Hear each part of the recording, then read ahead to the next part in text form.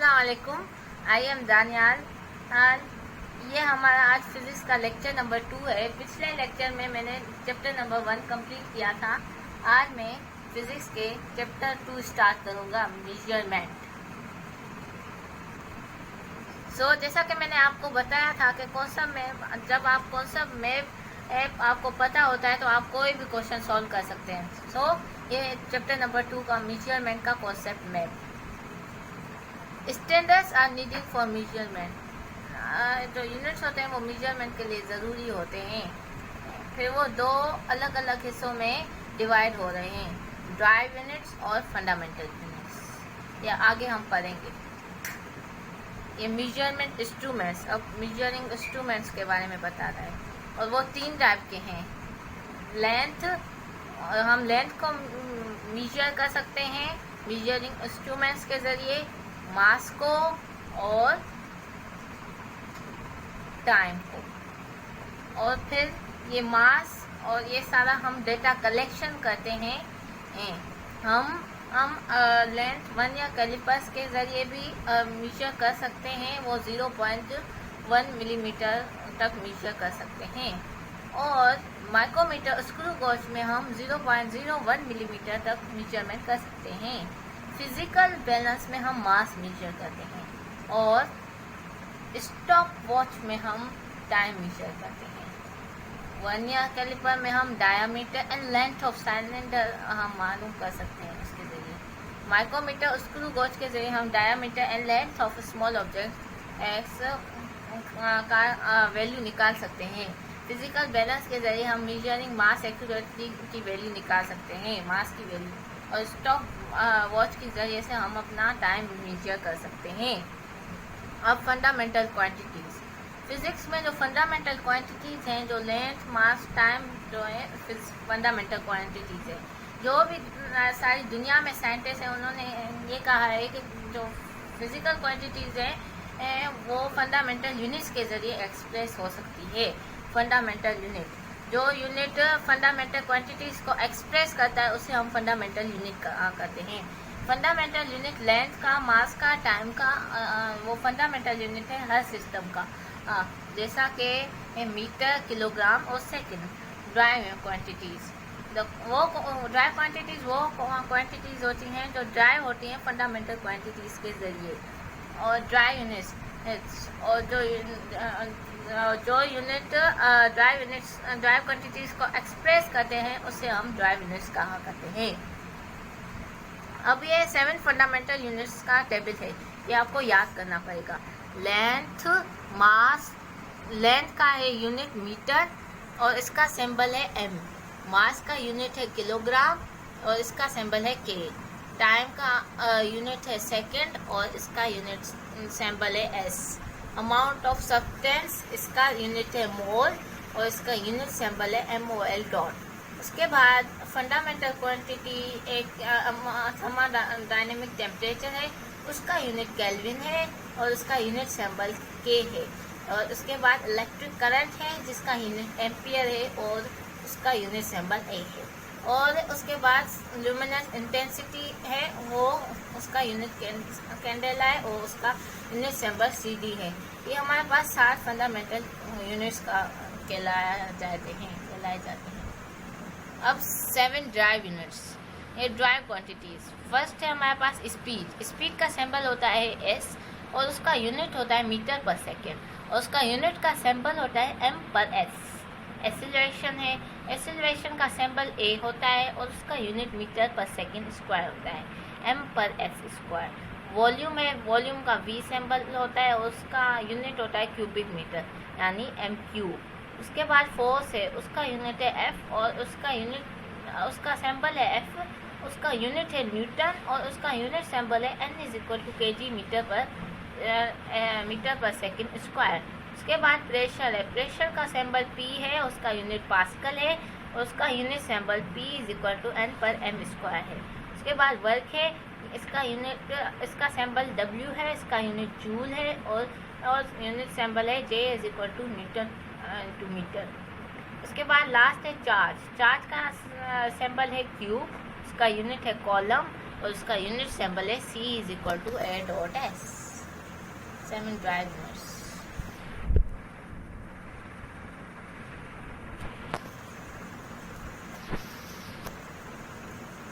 ये हमारे पास अब सिग्निफिकेंट फिगर।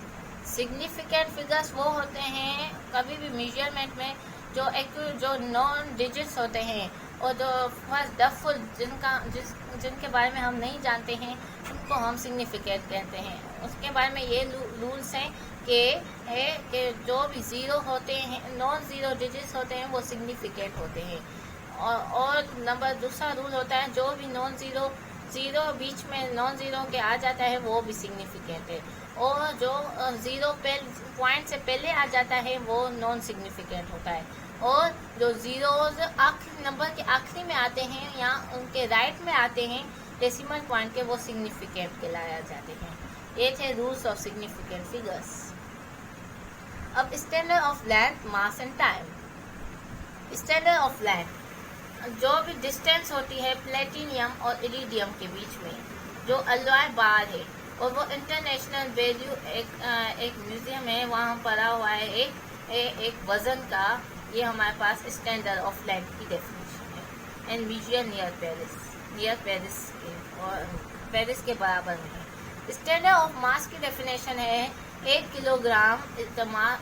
ये 1 किलोग्राम मास है प्लेटिनियम और इरिडियम का, जो अलॉय सिलेंडर है विच इज, और जो पड़ा हुआ है इंटरनेशनल वैल्यू वजन का, और पेरिस के बराबर में है। स्टैंडर्ड ऑफ टाइम, सेकंड हम ऐसे डिफाइन कर सकते हैं, सेकंड एग्जैक्टली इक्वल होता है 912916317770 वाइब्रेशन के एटम ऑफ के सेशियम के।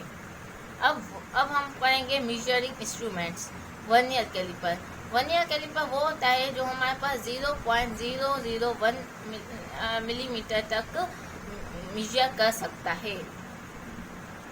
अब parts of vernier calliper. Vernier calliper, ये पार्ट्स ऑफ वर्नियर कैलिपर है। ये हमारे पास वर्नियर कैलिपर है। इसमें ये वाले एक फिक्स जो होता है और ये मूवेबल जो होता है। ये हमारे पास आउटर जोस कहलाते हैं, ये हमारे पास इनर जोस कहलाते हैं। ये हमारा वर्नियर स्केल होता है, और ये डेप्थ रोड होती है जो हमें उस सिलेंडर के अंदर से मेजर करने में मदद देती है। ये इसका स्क्रू होता है, और ये एक लॉक, ये स्क्रू टाइट करने के लिए होता है, और ये लॉक करने के लिए होता है। और ये हमारे पास मीटर स्केल है। अब हमारे पास आता है micrometer screw gauge. Micrometer screw gauge हमें हर छोटी से छोटी चीज़ भी मेजर करने में मदद देता है। ये हमें एक थ्रेड तक मेजर करने में मदद देता है। Parts of a micrometer. अब ये जो इसका ये वाला हिस्सा है, ये हमारा एनविल कहलाता है, ये स्पाइंडल कहलाता है, और ये लॉक नट कहलाता है। यानी इससे लॉक हो जाता है, उसके बाद उससे ये थोड़ा भी आगे पीछे नहीं होता है। ये हमारे पास स्लीव कहलाता है, और जो मेन स्केल के साथ है, ये हमारे पास जो लाइन है वो बेस लाइन कहलाई जाती है। ये हमारे पास मेन स्केल है, ये माइक्रोमीटर स्केल है, और इसे हम वर्नियर स्केल भी कह सकते हैं। ये हमारे पास थिम्बल होता है, और ये हमारे पास डिजिट होता है। जब हम ये अगर हम इसको गोल घुमाते हैं, जिसकी वजह से ये आगे आ जाता है और ये इस ऑब्जेक्ट को टाइट से पकड़ लेता है। ऑब्जेक्ट को टाइट से पकड़ लेता है। जब इसको हम गोल रोटेट करते हैं, तो ये जब ये फिक्स हो जाता है तो इसमें से एक आवाज़ आती है, जिसका मतलब है कि वो फुल से टाइट से चिपक गया है, उनके बीच में आ गया है। अब एक्सरसाइज प्रॉब्लम, इस चैप्टर के प्रॉब्लम्स पर आते हैं। Problem, the mass of electron is 9.11 × 10⁻³ kg। ये हमारे पास इलेक्ट्रॉन का मास है। अब हमें इसे कन्वर्ट करना है ग्राम, मिलीग्राम और माइक्रोग्राम के। हमें सॉल्यूशन में मास ऑफ इलेक्ट्रॉन दिया हुआ है, ये जो लिखा हुआ है। अब रिक्वायर्ड डेटा में हम मास इन हमें पता लगाना है ग्राम में, मिलीग्राम में और माइक्रोग्राम में। हमने तीनों लिख दिया। फॉर्मूला हमारे पास रखता है इन सेंटीमीटर फ्रॉम मीटर के ये हमारे पास सेंटीमीटर, ये हमारे पास मास इन ग्राम, ये मास इन ग्राम फ्रॉम केजी, ये हमारे पास वही वैल्यू आ गई। हमें पता है कि 1 kg इज इक्वल टू 10³ ग्राम के होती है, तो हम इसको मल्टीप्लाई कर देंगे। ये हमारे पास केजी में है तो हम बड़े से छोटे में हम मल्टीप्लाई करते हैं, और अब ये जब मल्टीप्लाई करेंगे तो ये प्लस हो जाए, -31 + 3 इज इक्वल टू -28 ग्राम में ये हमारे पास आंसर आ गया। अब मास इन मिलीग्राम फ्रॉम ग्राम, अब हम मिलीग्राम में कन्वर्ट करेंगे ग्राम से। अब m इज इक्वल टू 9.11, हम यही इसको हटा देंगे, ग्राम में था, अब हम मिलीग्राम में करेंगे तो वो 10³ के बराबर है। 1 ग्राम इज इक्वल टू 10³ ग्राम, हम इसको प्लस करेंगे तो ये -28 + 3 इज इक्वल टू -25 मिलीग्राम। ये हमारे पास दूसरा आंसर आ गया। और तीसरा होता है माइक्रोग्राम। अब मास इन माइक्रोग्राम फ्रॉम ग्राम, अब ग्राम से हम माइक्रोग्राम में कन्वर्ट करेंगे। ये हमने वही वैल्यू ली थी ऊपर वाली, और यही हमने, और वो 10⁶ के बराबर होता है। 1 ग्राम इज इक्वल टू 10⁶, ये माइक्रो का साइन होता है और माइक्रोग्राम के बराबर होता है 10⁶। इसको हम इससे प्लस कर लेंगे, -28 + 6, ये हमारे पास आ जाएगा -22 microgram. m is equal to 9.11 multiply 10 - 22 into 10⁻−22 microgram. ये हमारे पास 3 आंसर आ गए। अब दूसरा problem, the radius of hydrogen atom is, ये हमारे पास हाइड्रोजन एटम का रेडियस आ गया। अब हमें इनको कन्वर्ट करना है सेंटीमीटर, मिलीमीटर और नैनोमीटर के। अब इसका गिवन डेटा है कि हमने रेडियस लिख दिया, ये हमारे पास रेडियस वही आ गया। उसके बाद रिक्वायर्ड है हमें अब radius of hydrogen in centimetre, radius of hydrogen in millimetre and radius of hydrogen in nanometre. Radius of hydrogen in centimetre from metre, ये हमारे पास मीटर में था, और अब हम radius of hydrogen 0.53 multiply 10⁻10 multiply 10⁻2 centimetre, हमें पता है कि 1 मीटर 10⁻2 सेंटीमीटर के बराबर होता है, तो हम मल्टीप्लाई 10⁻2 -10 + 2, ये प्लस होगा, इससे -10 + 2, यहाँ हमारे पास आएगा -8, 0.53 मल्टीप्लाई 10⁻8 सेंटीमीटर, ये हमारे पास एक आंसर आ गया।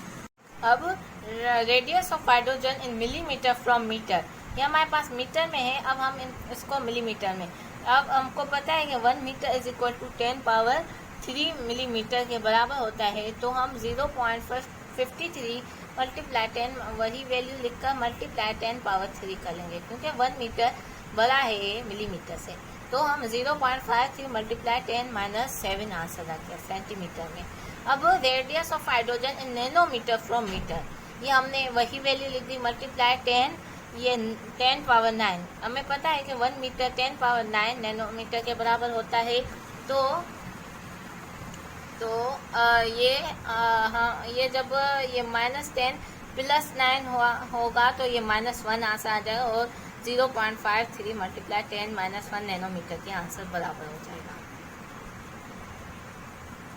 अब the time taken by an electron to complete 1 rotation, अब एक इलेक्ट्रॉन को एक रोटेशन कंप्लीट करने में उस न्यूक्लियस के इतना टाइम लग रहा है, 0.5 मल्टीप्लाई 10⁻18 सेकेंड।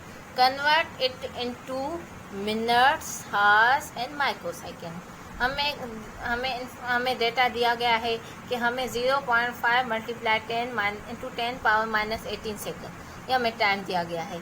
उसके बाद रिक्वायर्ड डेटा है हमें time to complete electron to complete 1 rotation in minutes हमें पता नहीं है, इन हार्स हमें पता नहीं है, और इन माइक्रोसेकेंड हमें नहीं पता, ये हमें निकालने हैं।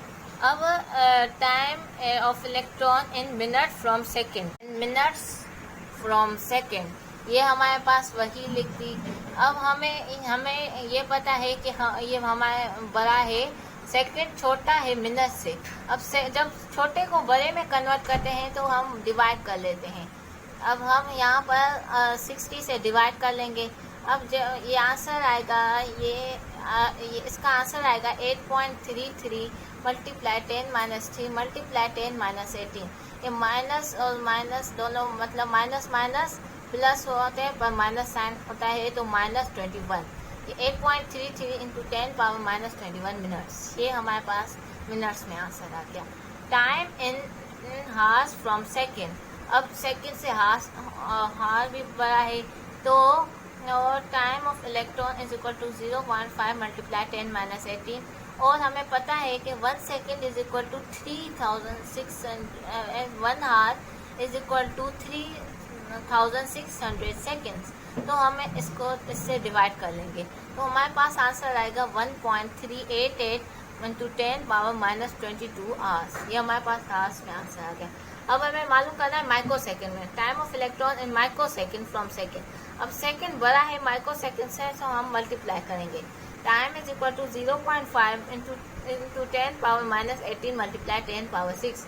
हमें पता है कि 1 सेकेंड 10⁻6 माइक्रो सेकेंड के बराबर होता है, तो -18 + 6 is equal to -12, 0.5 into 10⁻12 microsecond. ये तीसरा आंसर है।